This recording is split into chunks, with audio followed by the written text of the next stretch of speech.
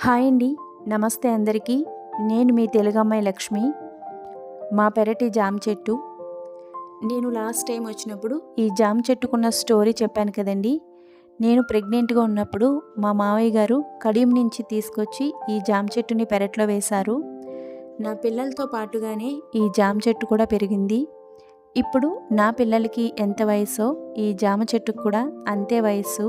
మా ఇంటికి ఎవ్వరొచ్చినా ఫస్ట్ ఈ జామ చెట్టు దగ్గరకొచ్చి జామకాయలు కోసుకుంటారు. వెళ్ళేటప్పుడు కూడా తీసుకెళ్తూ ఉంటారు. మేమొస్తున్నాము అని తెలిస్తే మావయ్య గారు ఎవ్వరిని జామకాయలు కొయ్యనిచ్చేవారు కాదండి. మా కోసం కాయల్ని అలాగే ఉంచేవారు. సో మా పిల్లలు వస్తున్నారు జామకాయలు తింటారు అని. ఆయన లేరు కానీ ఆ మెమరీస్ అన్నీ కూడా మాకెప్పటికీ గుర్తుంటాయి. లాస్ట్ టైం నేను వచ్చినప్పుడు పెరట్లో చాలా రకాల మొక్కలు, వెజిటబుల్స్ ఇవన్నీ కూడా నేను మీకు చూపించాను కదండీ! అయితే ఇప్పుడు ఏవి లేవు. మావయ్య గారికి సంబంధించిన కార్యక్రమాలు అవి చేయటం కోసం పెరట్లో చాలా మొక్కలు తీసేశారండి. ఈ విధంగా క్లీన్ చేసేశారు. లాస్ట్ టైం నేను వచ్చినప్పుడు ఇక్కడ నేతి బీరకాయలు పాదు ఉండేదండి. నేను అవన్నీ మీకు కోసి చూపించాను కదా! సో అవన్నీ కూడా తీసేశారు. మళ్ళీ ఇవన్నీ మొక్కలు వేయాలి. నేను లాస్ట్ టైం వచ్చినప్పుడు పెరట్లో ఉన్న పువ్వులు, కూరగాయలు చూపించాను కదండీ! అప్పుడు కొంతమంది మీ పెరటి టూర్ చేయండి, హోమ్ టూర్ చేయండి. మీకు తులసి కోట ఉంది కదా! ఆ ఏరియా అంతా కూడా ఎలా ఉంటుందో ఒక్కసారి చూపించండి అని అడిగారు. నేను సంక్రాంతికొచ్చినప్పుడు హోమ్ టూర్ చేద్దాము, అవన్నీ చూపిందాం అనుకున్నానండి. కానీ ఈలోపే ఇలా జరగడం, ఊరు రావడం జరిగింది. నేను లాస్ట్ టైం మన ఛానల్‌లో శబరి వీడియో పెట్టాను కదండీ! అందులో శబరి పెసర పునుకులు, ములక్కాడ పులుసు పెట్టింది.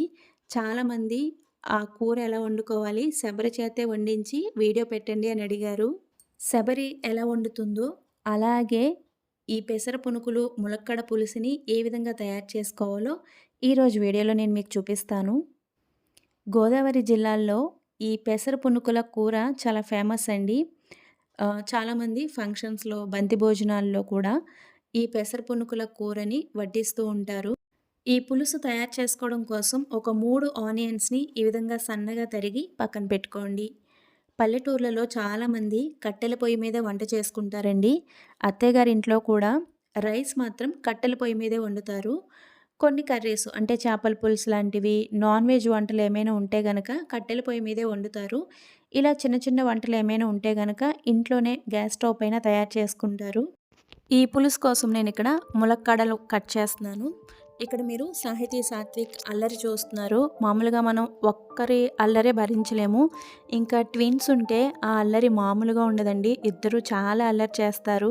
ఈ వీడియో చూస్తున్న వారికి ఎవరికైనా ట్విన్స్ ఉంటే తప్పకుండా కామెంట్ చేయండి. మీ ఇంట్లో అల్లరి ఎలా ఉంటుంది అనేది.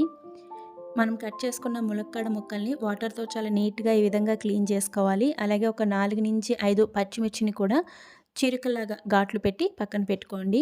ఇప్పుడు స్టవ్ పై గిన్నె పెట్టి అందులో ఆయిల్ వేసి మనం సన్నగా తరిగిన ఉల్లిపాయల్ని, పచ్చిమిర్చిని వేసి ఈ విధంగా బాగా మగ్గించుకోవాలి. ఉల్లిపాయ ముక్కలు ఈ విధంగా బాగా మగ్గిన తర్వాత ఇందులో మనం ముందుగా కట్ చేసి పెట్టుకున్న ములక్కాడ ముక్కలు, అలాగే ఒక టమోటాని కూడా నేనిక్కడ కట్ చేసి వేశానండి. ఇప్పుడు ఇందులో కొంచెం పసుపు, రుచికి సరిపడా ఉప్పు, కారం వేసుకోవాలి. నెక్స్ట్ ఇందులో ములక్కాడ ముక్కలు ఉడకడం కోసం కొద్దిగా వాటర్‌ని యాడ్ చేసి మూత పెట్టి ఉడికించుకోవాలి. ములక్కాడ ముక్కలు బాగా ఉడికిన తర్వాత ఇందులో చింతపండు రసాన్ని యాడ్ చేసుకోవాలి. ముందే చింతపండు రసం యాడ్ చేసుకుంటే గనక ములక్కాడ ముక్కలు ఉడకవండి. అందుకని ఫస్ట్ మనం ములక్కాడ ముక్కలు ఉడికిన తర్వాత చింతపండు రసాన్ని యాడ్ చేసుకోవాలి. లాస్ట్ టైం వీడియో చూసిన వాళ్ళు పెసర పునుకులు మీరు ఇంట్లో తయారు చేశారా? ఎలా తయారు చేయాలి అని కూడా అడిగారండి. వాటిని మేము ఇంట్లో తయారు చేయలేదు. మాకిక్కడ టిఫిన్ సెంటర్స్‌లో ఈ పెసర పునుకులు దొరుకుతాయండి. అలా దొరకని వాళ్ళు ఇంట్లో తయారు చేసుకొని కూడా ఈ కర్రీని ప్రిపేర్ చేసుకోవచ్చు. వాటర్ వేసి ములక్కాడ ముక్కల్ని ఈ విధంగా ఉడికించుకున్న తర్వాత ఇప్పుడు ఇందులో మీరు తినే పులుపుని బట్టి చింతపండు రసాన్ని యాడ్ చేసుకోండి. మీరు పులుసు కొంచెం ఎక్కువగా ఉండేలాగే వేసుకోండి. ఎందుకంటే మనం పెసర పునుకులు వేసిన తర్వాత పెసర పునుకులు ఈ వాటర్ అంతా కూడా పీల్చేస్తాయి. అందుకని కొంచెం వాటర్ ఎక్కువగా ఉండేలాగా ఈ విధంగా ములక్కాడ ముక్కలు మునిగేంత వరకు మనం పులుసు వేసుకోవాలి. ఇప్పుడు మూత పెట్టి పులుసుని బాగా మరగనివ్వండి. మనం తీసుకున్న పెసర పునుకుల్ని ఈ విధంగా 2 ముక్కలు కానీ లేదంటే 4 ముక్కలుగా కానీ ఈ విధంగా కట్ చేసి పెట్టుకోండి. ఇప్పుడు పులుసు ఈ విధంగా బాగా మరుగుతుంది కదండీ! ఇప్పుడు ఇందులో మనం పెసర పునుకుల్ని వేసుకోవాలి. పెసర పునుకులు వేసిన తర్వాత 3-4 నిమిషాలు పులుసుని మరగనిచ్చి గ్యాస్ ఫ్లేమ్ ఆఫ్ చేసి పైనుంచి కొత్తిమీర చల్లుకుంటే పెసర పునుకులు ములక్కాడ పులుసు రెడీ అవుతుందండి. దీన్ని మీరు ఇగురులాగా కూడా ప్రిపేర్ చేసుకోవచ్చండి. అలాగే మీ దగ్గర పచ్చిరొయ్యలు లాంటివి అవైలబుల్ ఉంటే గనక వాటిని కూడా ఇందులో మీరు మిక్స్ చేసుకోవచ్చు. అలాగే ములక్కాడ మీ దగ్గర అవైలబుల్ లేకపోయినా పర్వాలేదండి. వట్టి పెసర పునుకుల పులుసును కూడా చాలామంది పెట్టుకుంటారు. అది కూడా చాలా టేస్టీగా ఉంటుంది. శబరి వండిన మీరందరూ మెచ్చిన గోదావరి స్పెషల్ పెసర పునుకులు ములక్కాడ పులుసు రెడీ అయిందండి. టేస్ట్ చాలా చాలా బాగుంటుంది. తప్పకుండా ఒకసారి ట్రై చేసి చూడండి. మీ అందరికీ చాలా నచ్చుతుంది.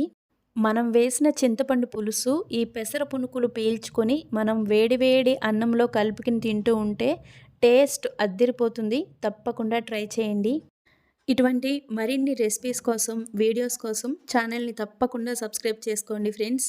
అలాగే వీడియో నచ్చితే తప్పకుండా ఒక లైక్ ఇచ్చి వెళ్ళటం కూడా అస్సలు మర్చిపోవద్దండి. మరొక మంచి వీడియోతో మళ్ళీ మీ ముందుకు వస్తాను. Thanks for watching. బాయ్.